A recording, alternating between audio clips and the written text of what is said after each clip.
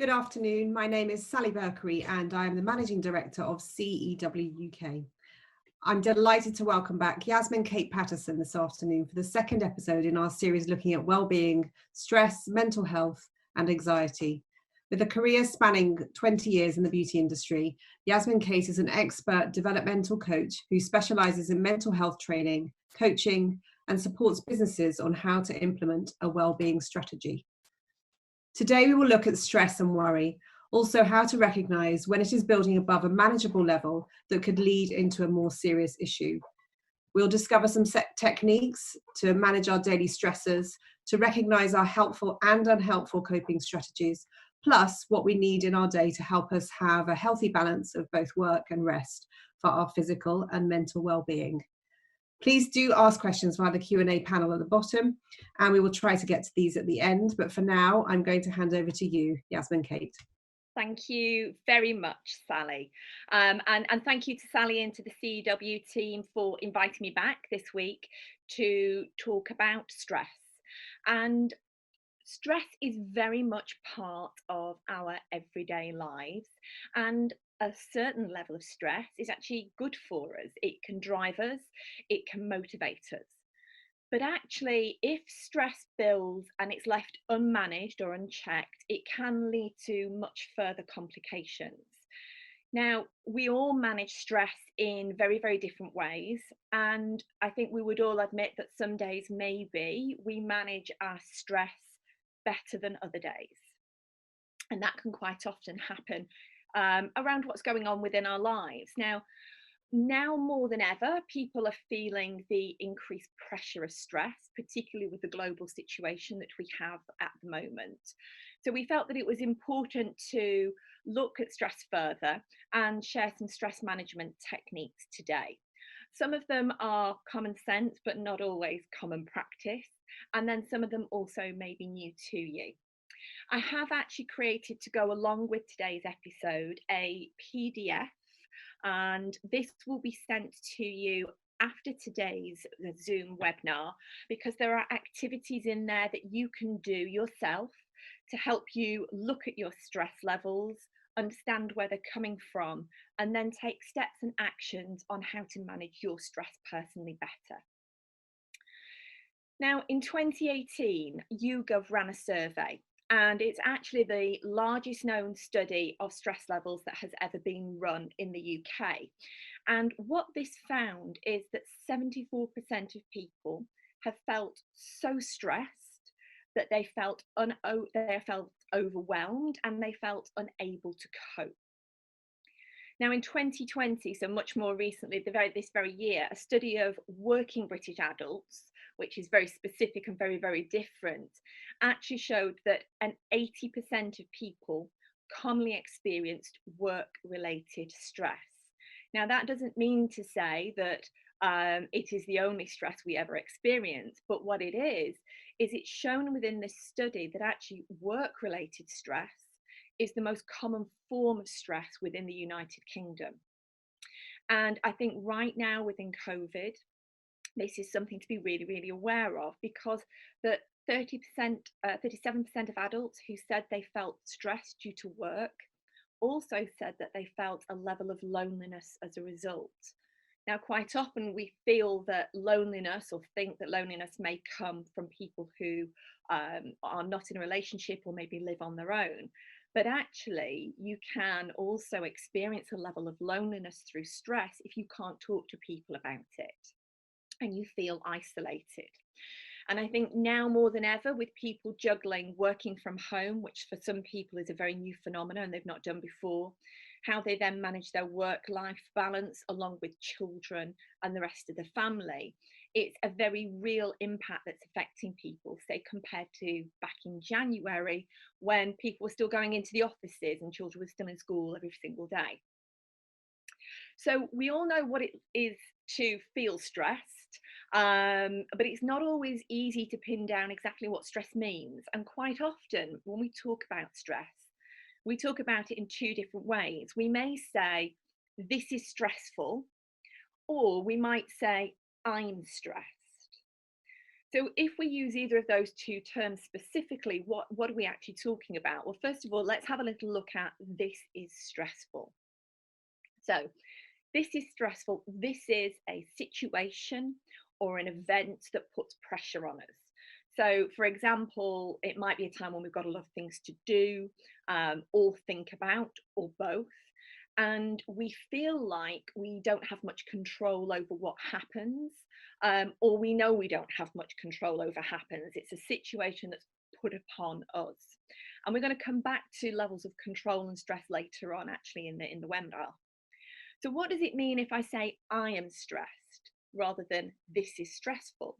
Well, if I am stressed, this is my reaction to being placed under pressure.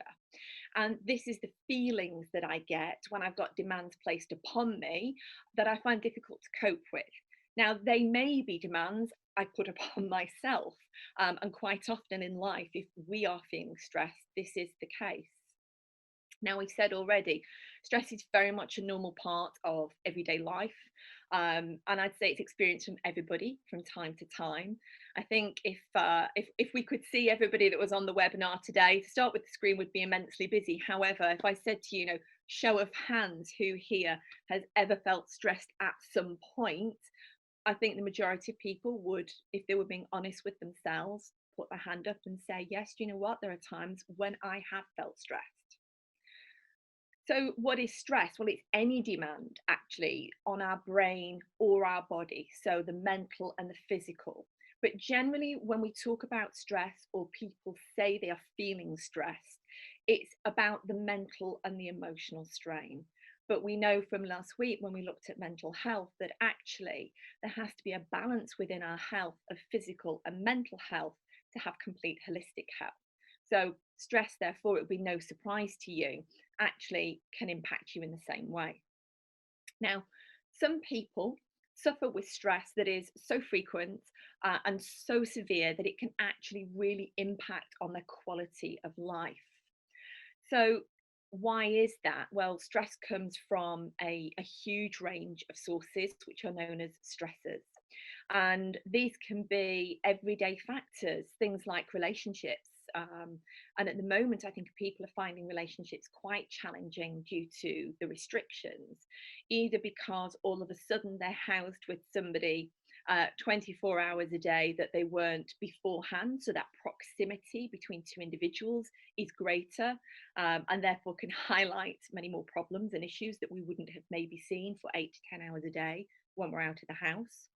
Or for some people, it's actually the lack of seeing friends and family because of geographical distance, or because there's a gap around the tier that we might be in, and whether or not we can travel to see friends and family.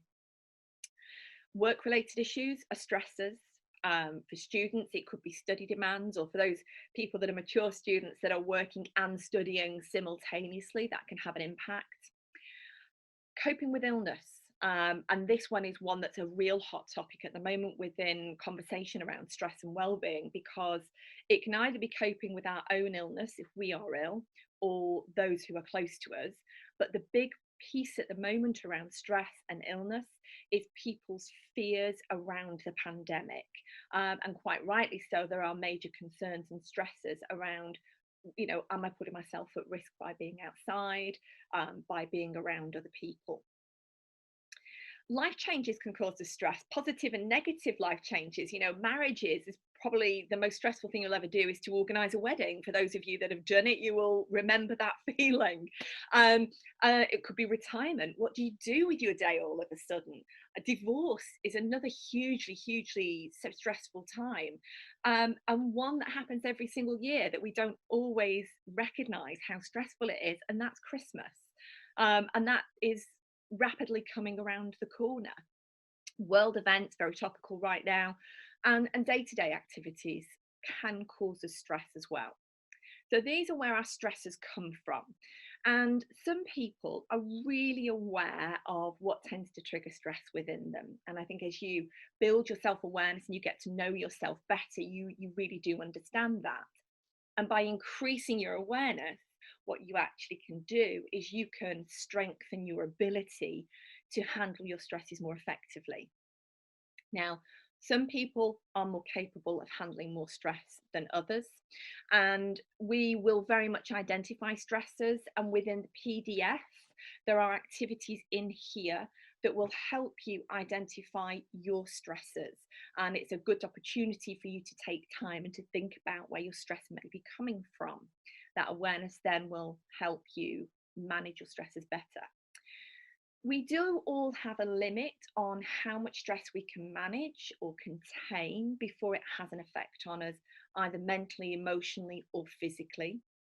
And our level of how much stress we can manage is unique to all of us. No two people can manage the same amount of stress.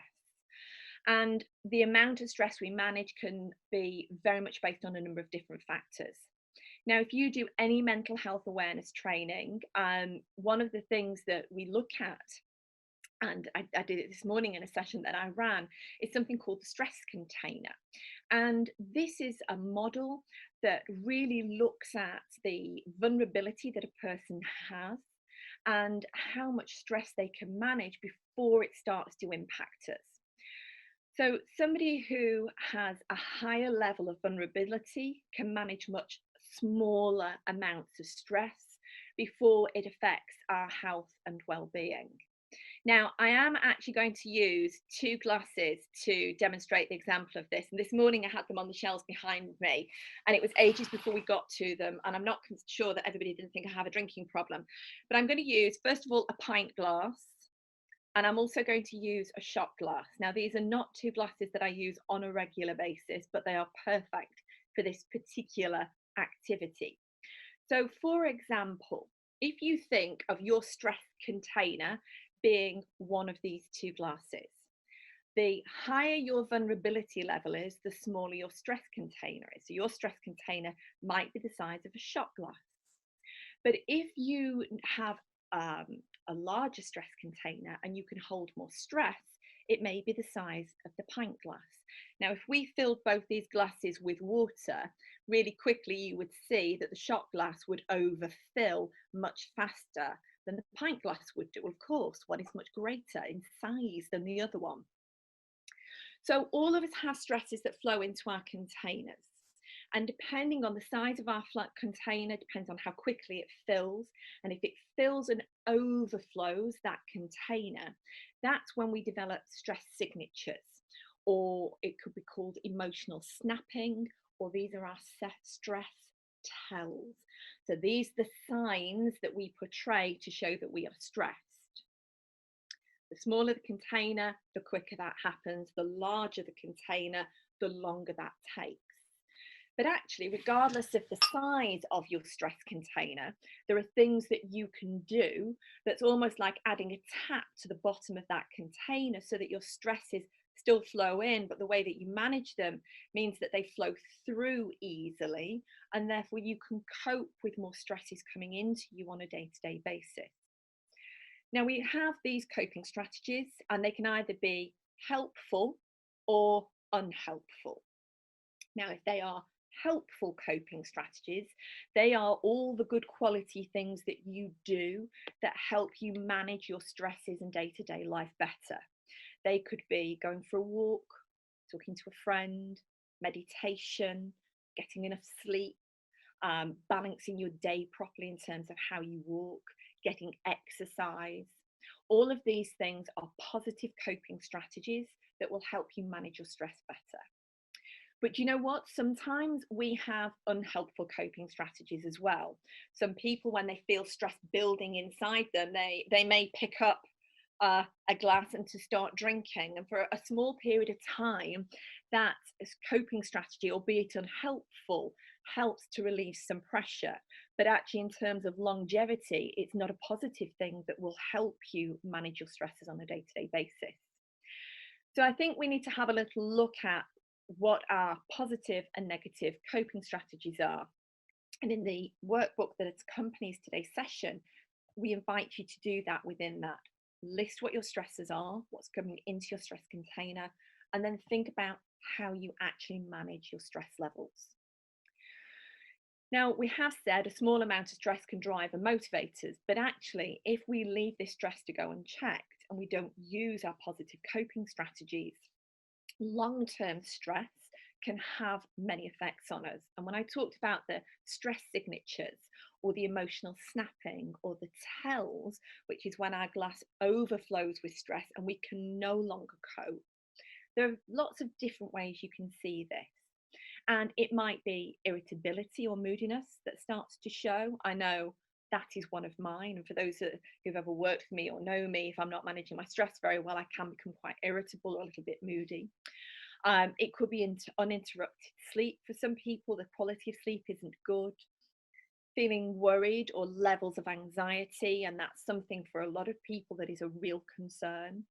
But it can also manifest itself physically. So it might be neck pain or shoulder or back pain, because sometimes as people are stressed, they hold themselves in positions that are very uncomfortable that put a physical strain on the body. It could be headaches, upset stomachs, it could be a change in appetite, rashes or skin breakouts. And then sometimes it's our behaviors. You know, for some people, when they get stressed, they can overwork because they try and drown themselves in something to actually avoid what is causing them the stressful problem or the worry in their life. It could be excessive cleaning. So for everybody, it's different. And what it is for you isn't necessarily what it would be for me. Now, if these stressors and tells aren't looked after and aren't recognised and cared for, and we don't manage our stress container properly, as we said last week, stress can actually lead to some real physical medical problems, such as IBS, asthma, or migraine and tension headaches. And that's when we actually need to get some much more medical serious intervention. So learning to combat them early is important. So in the PDF, you are encouraged to identify what your stressors are. What is in your stress container? What are your coping strategies, positive and negative? Because we probably all have both. How's my balance? Am I 80% positive and 20% negative? If so, that's great. If it's the other way round, how do I improve on my helpful coping strategies and reduce my unhelpful coping strategies? And do you recognize your stress tells? This could be one that you do with a friend and ask them if they recognize your stress tells, because you don't always immediately see them yourself. Once you've done that, you can actually manage to learn your stress much better, because if you know what is causing it and your telltale signs, you can start to address your stress properly. And you can learn to manage your external stresses by looking at the external pressures that you are under. And if you're putting yourself in stressful situations on a regular basis, what can you do to take ownership of that and to stop that so you're not doing it to yourself? For some people, and particularly at the moment, social media, which is a double-edged sword. For some people, it has a really positive effect. It's meaning they're keeping in contact with friends and family. But for some people, that constant barrage into their news stream of fake news and drama and trauma and world events is too much for them, and it layers on too much additional stressor. If that's the case from you, think about taking a social media break or switch off your notifications, unfollow pages. Developing your emotional resilience is important. We've talked about that. That's the negative versus positive coping strategies, working on the positive and trying to use less of your negative. And get that balance of 80-20 where you can do. Now, often we get stressed, we get worried about things that are actually outside of our control. Not every single stressor that impacts us is within our control, because, you know, that's the reality of the world that we live in. And Stephen Covey, in his research and his book, he wrote a book called The 7 Habits of Highly Effective People. It's a great book if you haven't read it to have a little look at. He really articulates this point well, and he talks about distinguishing between our circle of concern, so that's things that we care about but we can't actually control, and our circle of influence. And the difference there being is that our circle of influence is something that we care about and we can actually impact on. So what I encourage you to do within the PDF, it's another one of the activities for you to do, is to look at your list of stressors and just go through them one by one and say, okay, number one, is this in my circle of concern? If it's my circle of concern, I can care about it, but I can't control it. Or is it in my circle of influence? Therefore, I care about it and I can impact it, or I can do something about it. So in the PDF, I get you to then separate your list into two. And what this will help you do then is to really look at within your stressors what you have something you can control over and something you can influence, or that you can't. Now, the best way to do this is to think about, in this circumstance with your list, and there may be many things on there. There may be family related, maybe work related, there may be financial, there may be friendship. I want you to think about what your primary role is. So is your primary role as a parent? Is your primary role a caregiver, a business owner, or a manager? And I'm going to really challenge you just to pick one, because we can't be all things to all people. And our priority when we're looking at addressing our stress is looking at what our primary role is so that we can manage our stresses better. So when you've decided what your primary role is, you then will sit with your list and quite simply say to yourself, is this in my circle of concern? So I care about it, but I cannot control it. Or is it in my circle of influence? I care about it and I can do something about it. So I'm going to give you an example to help with this one. So for example, if you say my primary role is I am a parent. So as a parent, you might be concerned about your family's health, but you also might be concerned about the country's economy. And then as a parent in your primary role, I get you to say, right, which is my circle of concern, which is in my circle of influence? Well, the reality is, as a parent, there is something you can do to protect your family's health. There is not necessarily something you can do about the country's economy. So then what this encourages you to do is to look at which is the priority of how you can manage your stress, and which for now, as much as you are concerned about it, you need to pin it up on a wall or park it somewhere else. So once you've done that with your list, you've got to be honest, it's a tough exercise, make the decisions and you'll separate your list in two. Now, as you work through the PDF, there are lots of other pointers and activities in there that I'm not actually going to go through on the webinar today, but they're there for you to do as a takeaway after the activity. But we thought it would be a good idea just to share some ideas now on how to manage your stress and reduce them.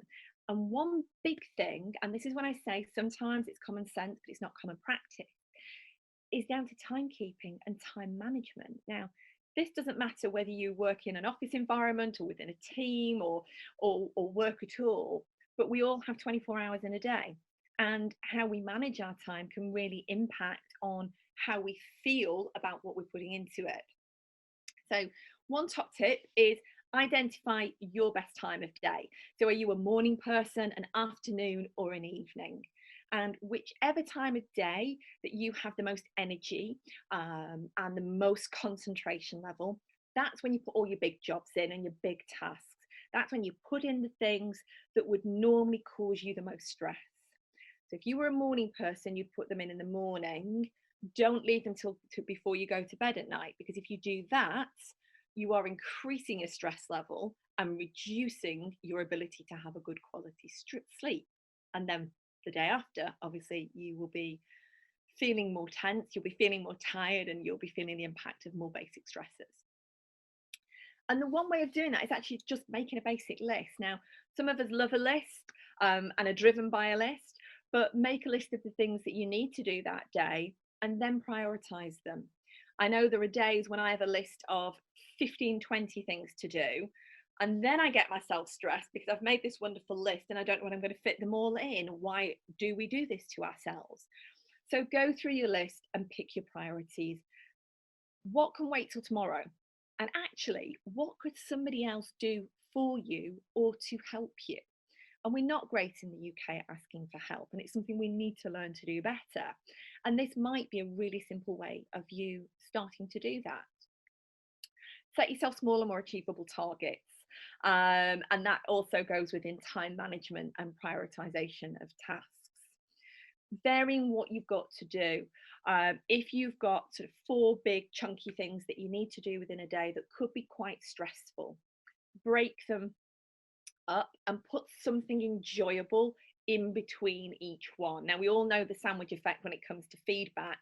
Why don't we use it when we're actually managing to prioritize our time? You know, do something that's big and tough to do, then give yourself an easier time by putting in something that you will enjoy doing. Try not to do too much at once. As I've already said, we fill our time with so many things that quite often we can add additional stress to ourselves. So those are a few sort of time management tips that can help you, but there are other ways you can do it. Now, last week we talked about the parallel between physical health and mental health. And we agreed that quite often the things that we can do to look after our physical health are also really good for our mental health. And this still works with stress. Exercise is one of the most effective forms of stress management. It helps you be healthy, so it helps you physically, it helps you mentally, it helps you have a balanced lifestyle. But exercise, even when you are at your most tired, gives you energy. It boosts all the endorphins in the body that give you an energy boost, they give you a feel-good factor, and it can help you burn off some of those stressors. And exercise for everybody is different. It could be going for a run, it could be going to the gym. The gym is not an environment I would feel comfortable in at the moment, but I enjoy going for a walk. When I'm at my most stressed, I go for a walk. It just helps me pound the pavement and work all those stressors through and helps me just clear my mind. And I feel that my stress level goes down and my energy level comes back up.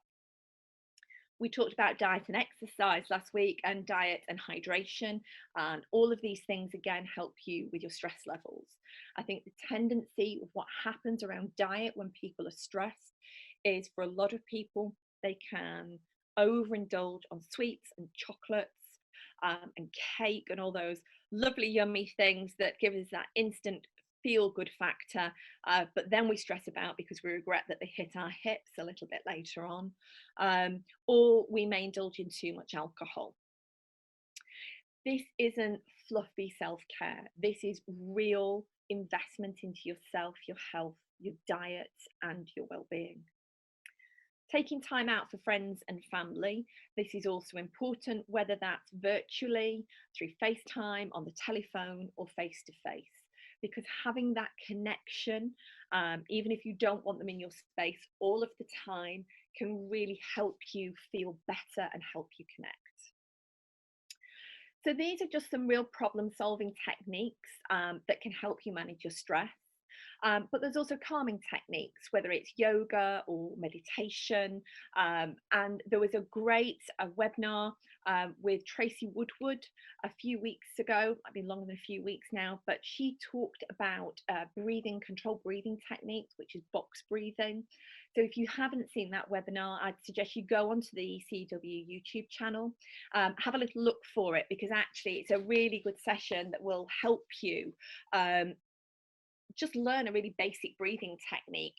And by doing that, it puts the oxygen into the bloodstream, which boosts the oxygen levels to the brain, and it has a calming effect on the body. So I've spotted we've got a couple of questions in the Q&A.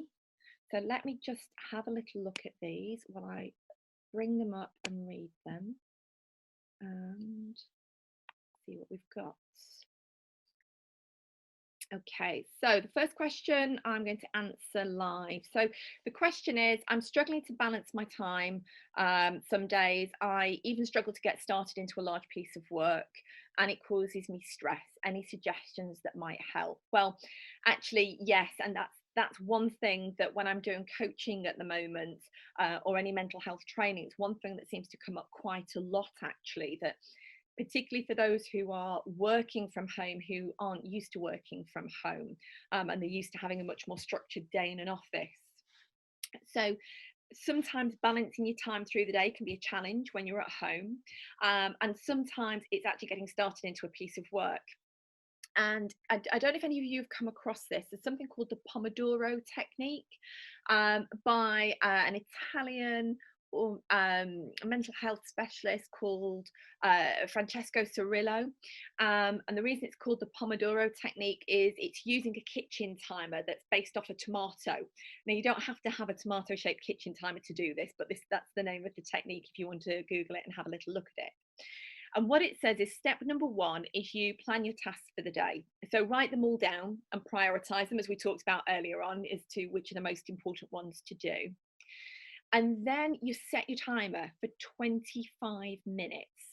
So bear with me for this. You set your timer for 25 minutes and you start working on that first job for 25 minutes, and you focus on that for 25 minutes. When the timer goes, stop working, and you've got to take a 5-minute break. Now, you have to be quite strict with yourself on this one, because no sneaky working in that 5 minutes, otherwise this whole technique falls to pieces.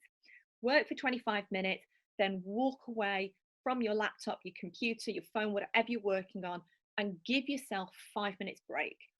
Get some fresh air, make yourself a cup of tea, grab a glass of water, and then go back. Because when you go back, you're going to set the timer for 1 hour 40 minutes, which is 4 chunks of 25.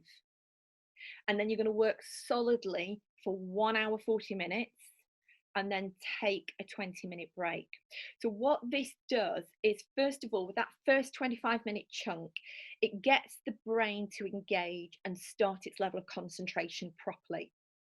So your brain starts to get kick-started into the work that you're doing. You then take yourself a small rest.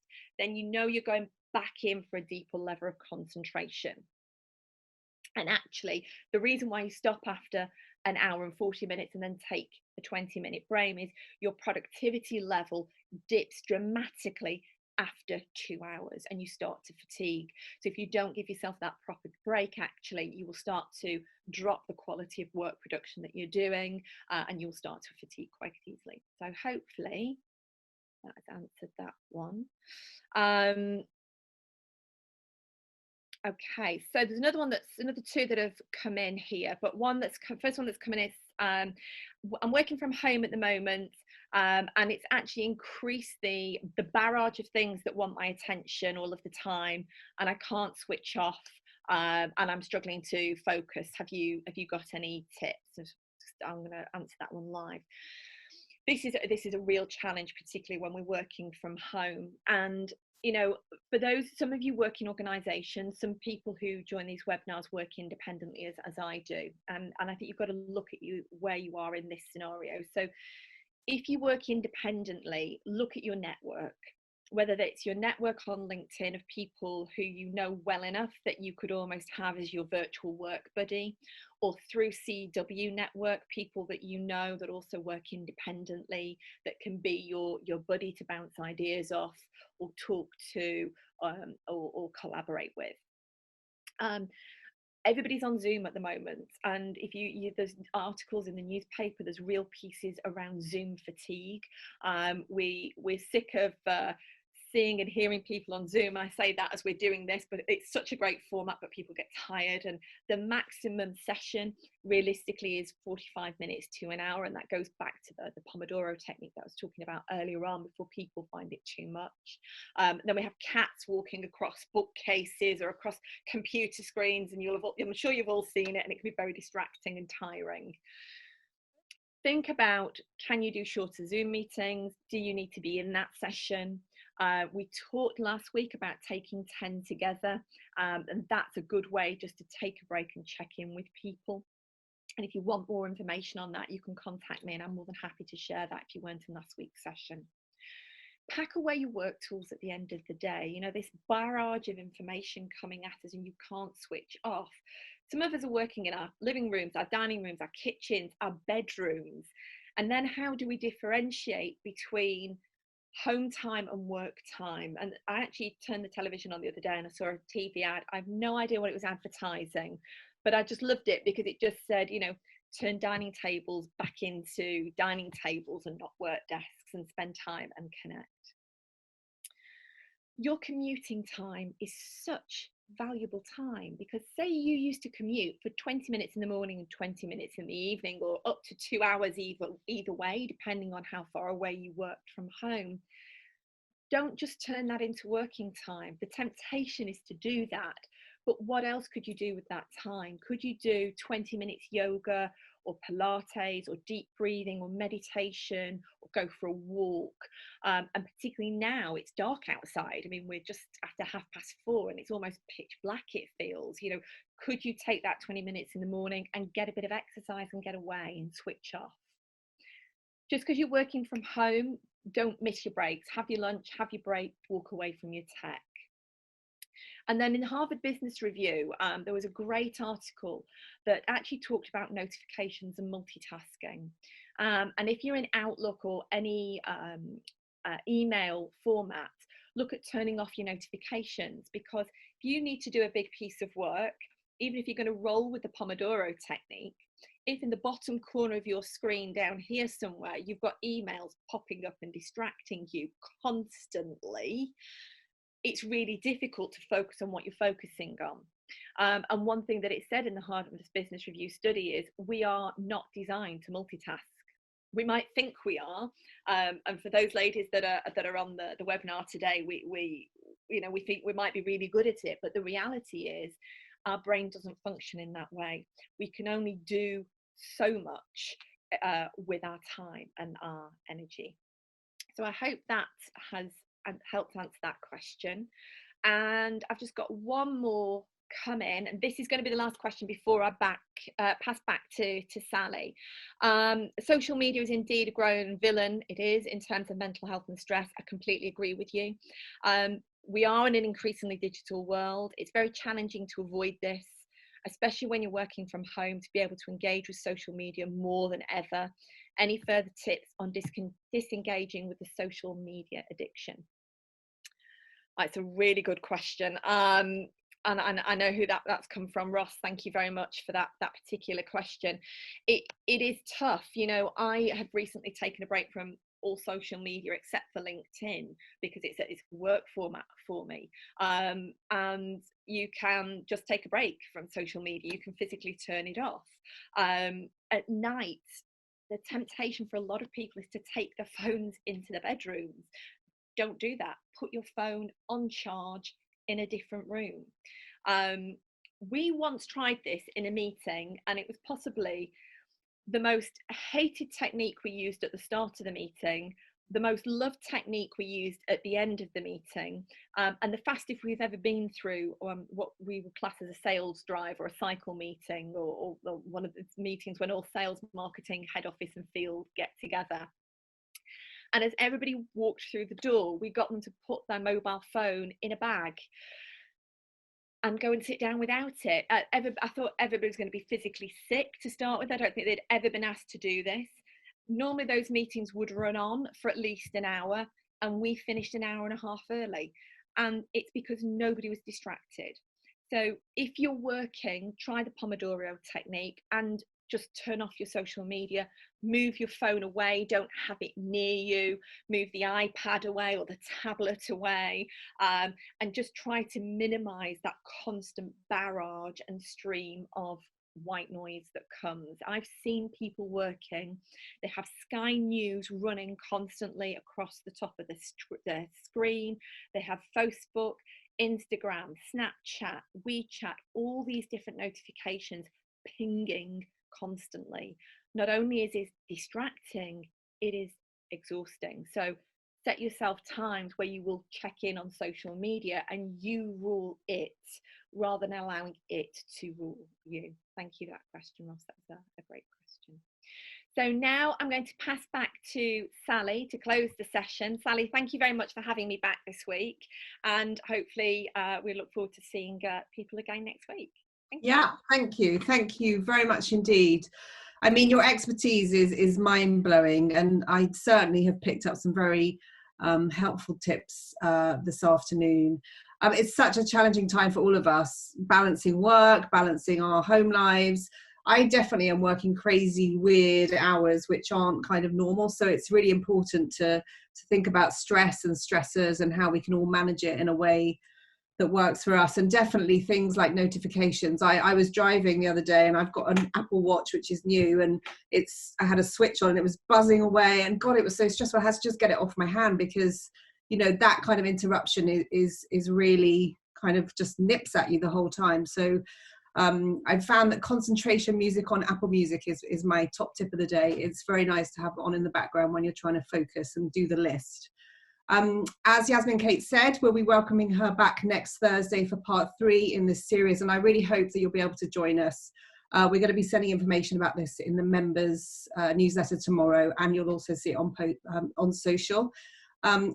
Yasmin-Kate also mentioned the toolkit, which we'll also be sending to all of our attendees as a follow-up. And really, as I say each week, it probably bores all of you.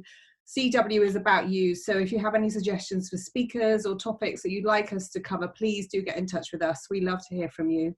But for now, thank you so much, Yasmin-Kate. We'll see you next week. Have a lovely evening, everybody. It is very dark outside, and we'll see you very soon.